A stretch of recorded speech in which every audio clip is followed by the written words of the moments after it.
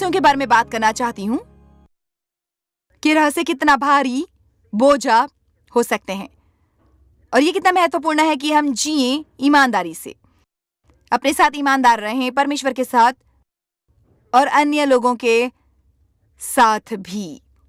इफिसियों अध्याय 4 वचन 15।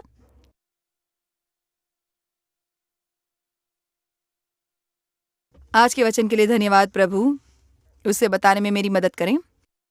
वरन प्रेम में सच्चाई से चलते हुए, सब बातों में सच बोलते हुए, सच्चा व्यवहार करते और जीवन जीते हुए, सब बातों में उसे जो सिर है अर्थात मसीहा अभिषेकित में बढ़ते जाएं। यानी सत्य के बगैर हम बढ़ नहीं सकते। वे परमेश्वर के वचन का सत्य है जिसे कबूल करके, विश्वास करके अपने जीवन पर लागू करने से ही हम आत्मिक रूप से बढ़ते हैं। बहुत से लोग ऐसे रहस्यों के साथ जीते हैं जो उन्हें बनाता है बीमार, हताश और संबंधों में पूर्ण असंतुलित। चलिए कुछ संभावित उदाहरणों का परिदृश्य देखते हैं। शायद किसी जवान लड़की ने 16 वर्ष की उम्र में गर्भपात करवाया था, पर उसने किसी को बताया नहीं था। वे अब कोशिश कर रही है संबंध बनाने और विवाह करने की, परंतु उसके दिल में डर है कि यह रहस्य पता चल जाएगा। वो किसी को बोलना नहीं चाहती क्योंकि वो उसके लिए शर्मिंदा है जो उसने किया था। शायद कोई स्त्री पहले अपने जीवन में वेश्या थी, उसने किसी को यह नहीं बताया था, पर अब शायद 40-50 वर्ष की है और उसने किसी को बताया नहीं था क्योंकि उसे लगता है कि लोग उसे आंकेंगे। शायद कि किशोर अवस्था में भी मां बनी थी और उसे बच्चे को गोद देना सबसे बढ़िया उपाय लगा था, और अब वो विवाहित है और उसके 3 बच्चे हैं और उसने कभी बताया नहीं है अपने परिवार के घनिष्ठ लोगों को भी। मैं आपको बता सकती हूँ कि वे रहस्य डर पैदा करता है उनके जीवनों में। मेरे पिता कई वर्षों तक नियमित रूप से मेरा यौन शोषण करते रहे जब मैं एक बच्ची थी, और वे हमेशा मुझसे किसी से ये नहीं बताने को कहते थे। वे मुझे कहते थे कि उसमें कुछ गलत नहीं था, पर मुझे किसी को बताने से मना किया करते थे, जो 2 विरोधी बातें हैं। परंतु मैंने किसी को बताया नहीं जब तक मैं 20 के दशक में नहीं आई, क्योंकि मुझे किसी को बताते हुए शर्म आती थी कि लोग समझेंगे कि मैं बुरी मनुष्य थी, या ये कि वे सोचेंगे कि शायद मैं बर्बाद हो गई थी या इस्तेमाल की हुई चीज थी। और मुझे याद है डेव के साथ मेरे विवाह को केवल 3 सप्ताह हुए थे कि उन्होंने मेरी ओर देखकर कहा, तुम्हारी क्या समस्या है? क्यों मैं बहुत असामान्य थी संबंधों में। जब मैंने अपने पिता का घर छोड़ा तब मैंने सोचा था कि मैं समस्या से दूर आ गई हूं, पर मैं उसके कई वर्षों बाद तक नहीं समझी कि मैं समस्या को अपने साथ लेकर आई हूं। उसके साथ निपटना जरूरी था।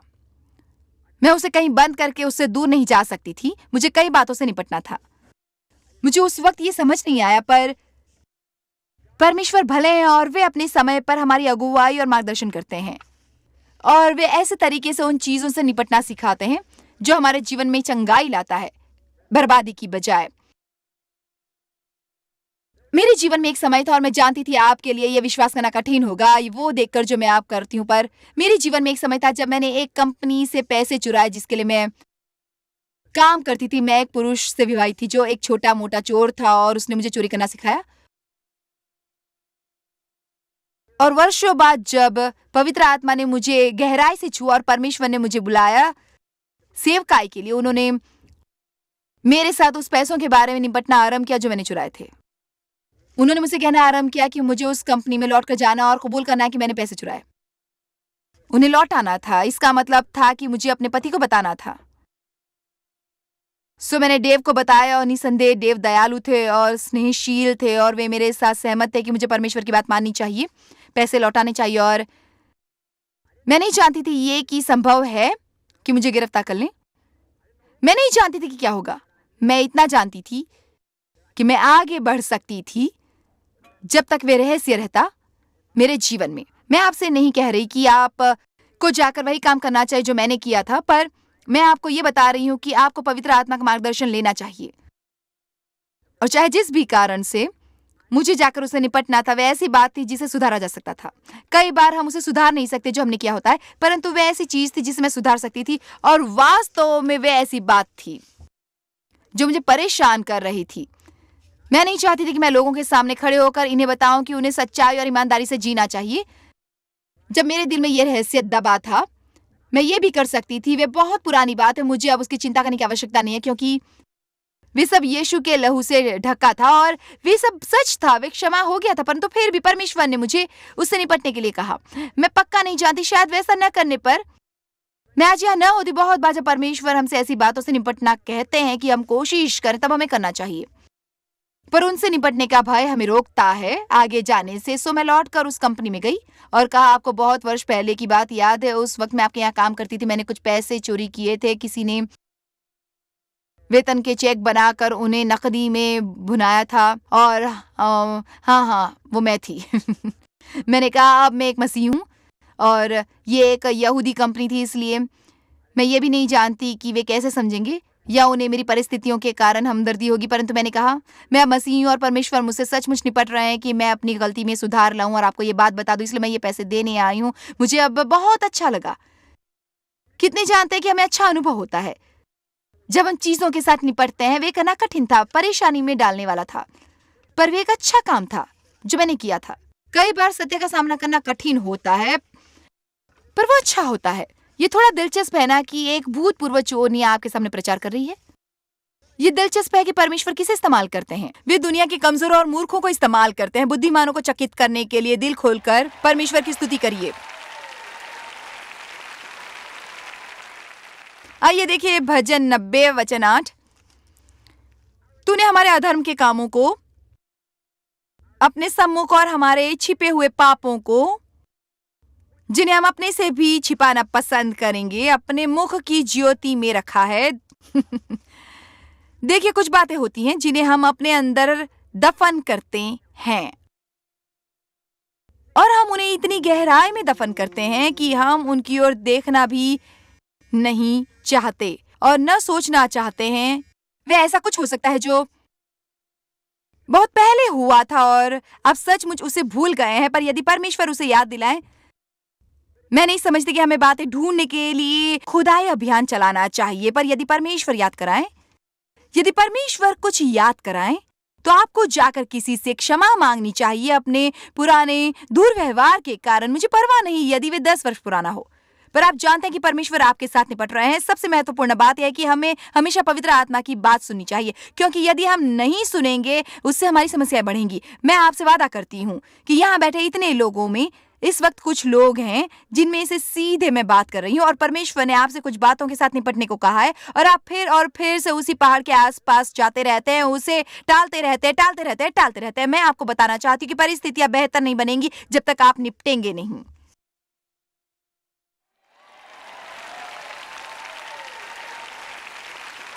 मैं देख सकती हूँ कि आप में से कुछ थोड़े उत्साहित हैं। बातों को बाहर निकालना, उन्हें अपने जीव में से निकालना कठिन हो सकता है, पर हमें वो स्वतंत्र करता है। वो कर पाना बहुत प्रशंसनीय है। मुझे याद है रूस में जाना और सेवकाई करना बहुत वर्ष पहले, और मैंने अपना शोषण किए जाने की कहानी बताई और अंत में मैंने उन लोगों को सामने आने को कहा जिनका शोषण हुआ था, ताकि मैं उनके लिए प्रार्थना कर सकती। देव और मैं अभी भी कभी कभार बात करते हैं उस कतार के कुछ लोगों के बारे में। उनमें से 80 वर्षीय महिलाएं थीं जिनका उनके बचपन में यौन शोषण हुआ था और उन्होंने जीवन भर किसी से नहीं कहा था जब तक मैंने उन्हें आने को नहीं कहा। और आगे आने का वे कदम उठाकर वे मान रही थी, हाँ ये मेरे साथ हुआ था। वे फूट फूट कर रोती जा रही थी और हम उन्हें शुद्ध होता देखते जा रहे थे। वे मुक्ति जो मिल रही थी उन्हें जीवों को, जब वे उसे बाहर जाने की योग्य हुई, और ये देखकर कि उन्हें अभी भी बिना शर्तों का प्रेम प्राप्त था। सत्य एक बहुत शक्तिशाली चीज है और पवित्र आत्मा सत्य का आत्मा है। उनका काम है हमारा मार्गदर्शन करना हर सत्य की ओर और हमें सत्य पूर्वक जीना सिखाना, सच्चा व्यवहार करना सिखाना और नैतिक बनना, निष्कपट और ईमानदार रहना। सब चीजों के बारे में कोई व्यक्तिगत रूप में मेरी सबसे अधिक प्रशंसा कर सकता है। वो कह कर कि जॉस वैसे जीती है जैसे वे प्रचार करती है। वो एक दिन एक तरह की और अगले दिन भिन्न नहीं होती। दुनिया को और आवश्यकता नहीं है झूठे धर्म की और झूठे मसीहों की, जो बातें करते हैं परंतु अमल नहीं करते।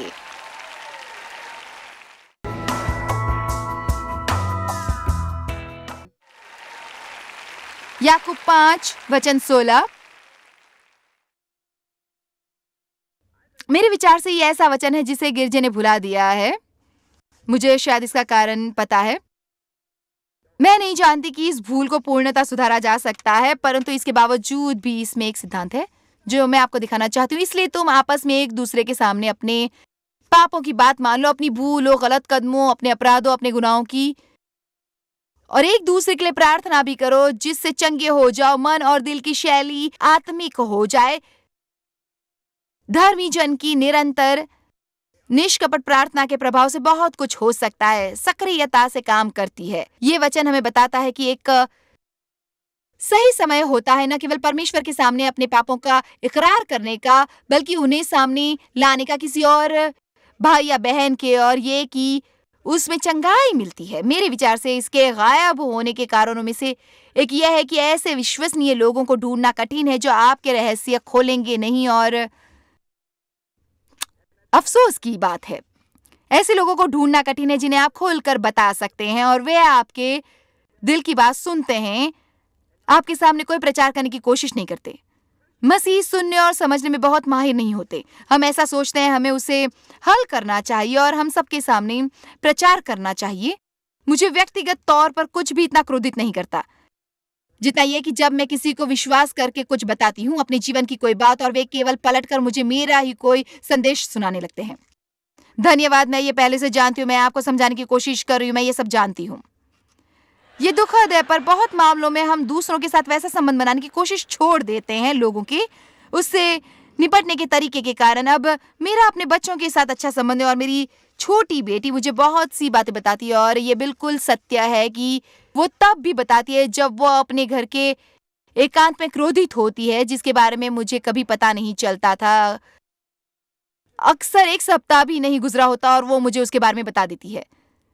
मेरे विचार से ये एक अच्छा स्वस्थ संबंध है। अच्छा होता है यदि हमारा कोई साथी हो जिसे हम जवाब दे हो, जिसके साथ हमारा वैसा खुलापन संबंध हो। मैं नहीं सोचती कि हमें लोगों के सामने अपने दोषों को इकरार करने के लिए रखना चाहिए। हमें अपने पाप क्षमा करवाने चाहिए परमेश्वर के पास जाकर। पर एक समय होता है जब वे सचमुच अच्छा होता है, विशेष रूप से यदि आपके जीवन में किसी चीज ने गढ़ बना लिया होता है। मुझे याद है एक बार एक नौजवान मेरे पास आया, वो बहुत यात्रा करता था और उसने कहा मुझे किसी को ये बताने की आवश्यकता नहीं, मैं आशा कर रहा हूँ कि यदि मैं उसे खुले में लाऊंगा तो शायद उसका मुझ पर नियंत्रण नहीं रहेगा, क्योंकि आप जानते हैं रहस्यों में शक्ति होती है। हम जितना किसी चीज को छिपाते हैं उसे उतना बल मिलता है, परंतु जिस पल हम किसी अंधियारे को प्रकाश में लाते हैं, प्रकाश उसे हराने लगता है। उसने कहा यात्रा के दौरान मैं अपने को एकाकी पाता हूँ क्योंकि मेरी पत्नी मेरे साथ नहीं होती, और मैंने पाया है कि मुझे कामुकता भरे विचार आते हैं और मैं दूसरी औरतों की ओर आकर्षित होता हूँ। उसने कहा जॉयस, मैं बिल्कुल भी ये नहीं चाहता कि मैं सेवकाई में होकर किसी तरह का पाप करूं। क्या आप मेरे दिल के लिए प्रार्थना करेंगी?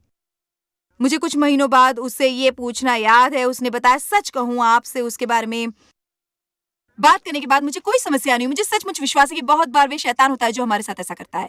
वे हमें ऐसी स्थिति में लाता है जहां हम महसूस करते हैं कि हम बहुत बुरे, घटिया और भयानक इंसान हैं, और हम किसी को बताना नहीं चाहते क्योंकि वो नहीं चाहता हम सोचे कि हमें कभी उसके साथ समस्या हो सकती है। क्या कोई यहाँ मुझे सुन रहा है? सो हम अपने रहस्यों के साथ जीते हैं और उनसे छिपते रहते हैं, और वे केवल दिन प्रतिदिन शैतान को और शक्ति देता है। क्या आप रहस्य को छिपा रहे हैं जो आपके जीव में सड़ रहे हैं और अब आपको बीमार कर रहे हैं? क्या कल आपके साथ ऐसा कुछ हुआ था जिसके साथ आप ठीक से निपटे नहीं थे? मैंने एक ये बात सीखी है कि यदि मैं आज बुरे मिजाज में हूं तो संभव है उसका कारण वे जो कल हुआ था, ऐसा कुछ जो कल हुआ था जिसे मैंने ध्यान नहीं दिया था और मुझे वे याद भी नहीं है, परंतु मैं उससे ठीक से निपटी नहीं थी और अब मुझे वे परेशान कर रहा है। मुझे याद है एक रात मैं सो नहीं पा रही थी और सामान्यतः मैं अच्छी तरह सोती हूँ। सुबह के लगभग 4-5 बज गए थे और मैं अभी भी बिस्तर पर करवटें बदल रही थी। मैं नहीं जानती थी मुझे पहले ये क्यों नहीं सूझा, मुझे थोड़ा अधिक सोने को मिला होता, पर आखिरकार लगभग 5 बजे मैंने कहा, परमेश्वर ये क्या हो रहा है? दरअसल वो परमेश्वर का आत्मा था जो मुझे परेशान कर रहा था और वो मुझे सोने नहीं दे रहा था। मैंने जैसे ही परमेश्वर से कहा कि मुझे बताया वो क्या था, उन्होंने मुझे कुछ बताया जो मैंने एक दिन पहले किया था जिससे किसी को ठेस पहुंची थी और वो बहुत शीघ्रता से हुआ। उसका कारण था मेरा बिना सोचे समझे बोलना। बहुत बार जब हम ऐसे काम करते हैं जिससे लोगों को ठेस पहुंचती है, हम उसकी जिम्मेदारी नहीं लेते जैसे हमें लेनी चाहिए। हम उस पर पर्दा डालना और आगे बढ़ना चाहते हैं। आज मेरा दिन बहुत बुरा गया। उन्होंने कहा, मैं तुम्हें अकेला नहीं छोड़ूंगा, न ऐसा व्यवहार करने दूंगा। परमेश्वर के लिए लोगों के साथ हमारा व्यवहार बहुत महत्वपूर्ण है। परमेश्वर व्यक्तिगत रूप से नाराज होते हैं और मुझे विश्वास है कि जब वे नाराज होते हैं तो वैसा नहीं करते जैसा हम करते हैं, परंतु बाइबल में जरूर लिखा है कि हम पवित्र आत्मा को नाराज कर सकते हैं, उदास करके खिजा सकते हैं, दुखी कर सकते हैं। मेरे विचार से परमेश्वर सचमुच नाराज होते हैं जब हम लोगों से दुर्व्यवहार करते हैं और परवाह नहीं करते और उसके बाद अपने को मसीह कहते हैं और बम्पर स्टिकर लगाते हैं और मसीही आभूषण पहनते हैं और मसीह शैली में बात करते हैं, पर फिर भी हम सोचते हैं कि लोगों के साथ दुर्व्यवहार करना और उन्हें ठेस पहुंचाना ठीक है और हम पश्चाताप करने की कोशिश भी नहीं करते और कई बार जान भी नहीं पाते कि हम वैसा कर रहे हैं। इसलिए मुझे खुशी है कि परमेश्वर ने उस रात मुझे सोने नहीं दिया। उसके अगले दिन मैंने अपनी वो गलती सुधार ली। मैं उस बात को भुलाने की बजाय उस व्यक्ति से क्षमा मांगना पसंद करूंगी, चाहे उन्होंने उस बात की ओर ध्यान न दिया हो जो मैंने कही थी।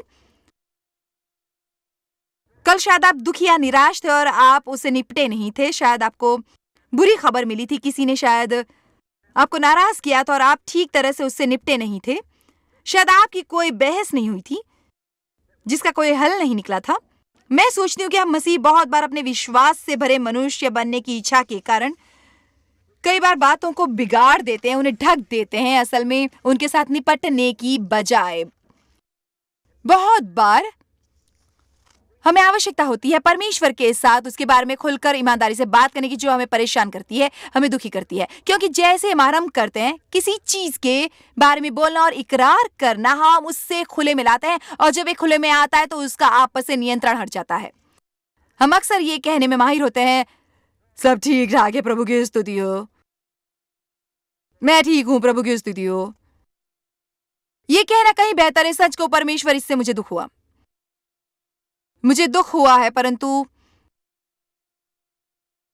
मेरा आपसे निवेदन है कि आप मुझे शक्ति दे ताकि मैं उस व्यक्ति के साथ उसे भिन्न व्यवहार न करूं जैसा मैंने करना था। यदि ये न हुआ होता, यदि हम उस ओर ध्यान नहीं देते और परमेश्वर को बताते नहीं कि हमें कैसा अनुभव होता है, तब हमारे विचार से लगातार हम दुखी रहते हैं। संतुलित और समस्याओं से ग्रस्त लोग परामर्श के लिए जाते हैं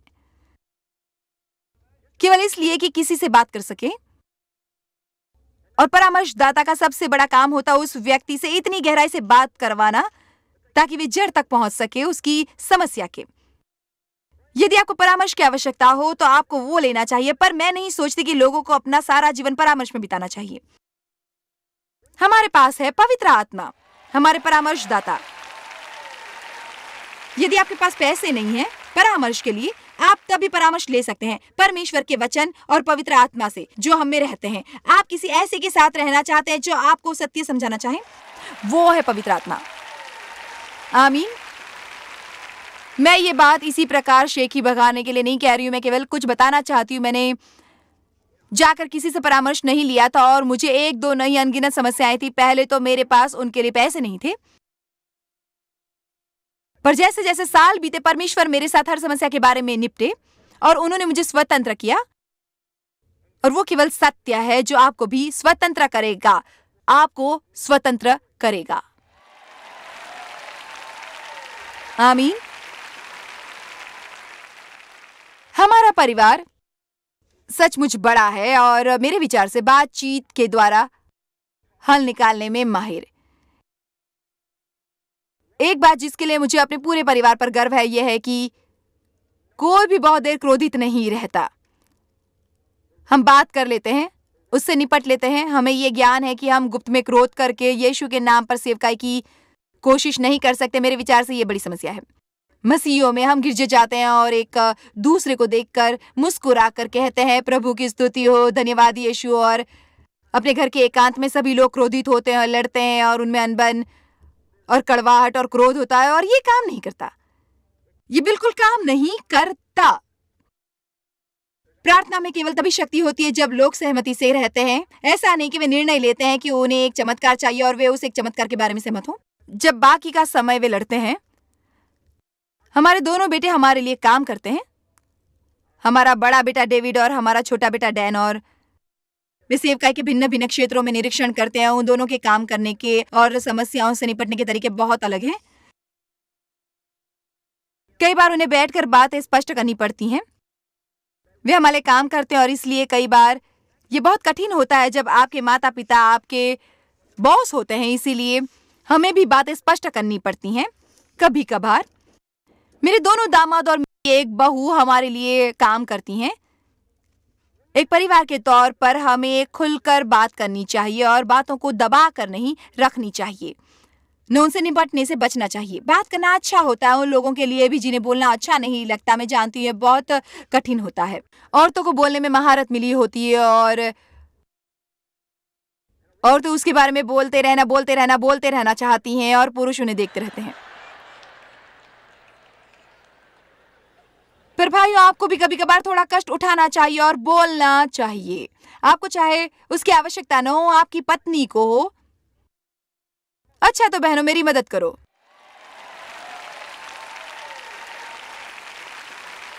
हमारा परिवार समस्याओं के बारे में बात करता है और यदि मुझे महसूस होता है कि मेरे और मेरे साथ नजदीकी से काम करने वाले लोगों के बीच कोई बात है तो हम बात करते हैं।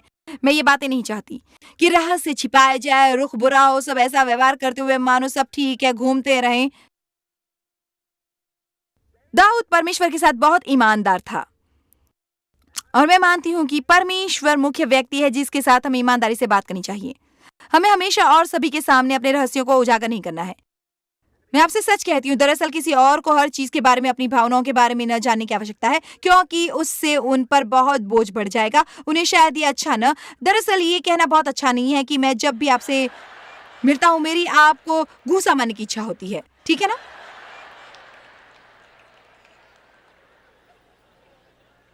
कई लोगों ने मुझसे कहा कि जॉर्ज, जब मैं आपसे पहली बार मिला तो आपको सहन कर पाना बहुत मुश्किल था, परंतु अब आपको जानने के बाद आपसे प्रेम करता हूं। लोग अक्सर आकर कहते हैं, मैं चाहता हूं आप मुझे क्षमा करें, मैं आपको सहन नहीं कर पाता था। मैं सोचता था अब तुम अपनी समस्या हम पर थोप रही हो। अब मैं समझ गया हूं, इसलिए हमें थोड़ी बुद्धिमानी का इस्तेमाल करना चाहिए। मेरा मतलब, आप जानते हैं कि हमें कुछ बातें बताने की आवश्यकता नहीं होती। इसलिए बाइबल में लिखा है कि प्रेम में सत्य बोलो।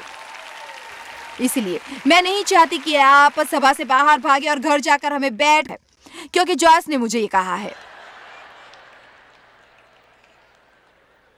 पर मैं चाहती हूँ आप आरंभ करें पहले से अधिक और पूरी तरह परमेश्वर के साथ हर चीज के बारे में ईमानदार बनना। ध्यान दीजिए कि किसी और के बारे में, क्या तुमने सुना? मुझे बताओ ना। रहस्य कई बार हमारे जीवन में बड़ा बोझ हो सकते हैं। बाइबल के अनुसार जब हम सत्य को जानेंगे तब सत्य हमें स्वतंत्र करेगा। हम आपसे बहुत प्रेम करते हैं और रोज आपके लिए वचन पेश करते हैं, क्योंकि वे परमेश्वर का वचन है जिससे जीवन बदला है मेरा, और मुझे विश्वास है कि आपका भी बदलेगा।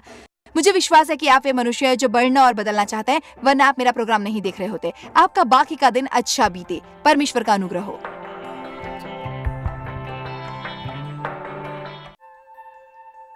जॉय स्मायर मिनिस्ट्रीज में आप हमारे लिए कितने अहम हैं, इसका आपको अंदाजा नहीं। हम आपके आभारी हैं और हम धन्यवाद करते हैं अपने सब मित्रों और सहयोगियों का कि उन्होंने इस विश्वव्यापी सेवकाई को संभव बनाया। मिलकर हम भूखों को खिला रहे हैं, गरीबों को पहना रहे हैं और कई देशों में सुसमाचार पहुंचा रहे हैं। कृपया हमसे संपर्क करें या विजिट करें jmmindia.org पर। आज ही अपनी प्रार्थना के अनुरोध बताने के लिए, हमारे साधनों के बारे में और जानकारी और जॉयस की सभाओं का शेड्यूल जानने के लिए, और हमारे सहयोगी बन जाएं दुनिया भर में मसीह का प्रेम बांटने के लिए। ये कार्यक्रम जॉय स्मायर मिनिस्ट्री के मित्रों और पार्टनर्स द्वारा प्रायोजित है।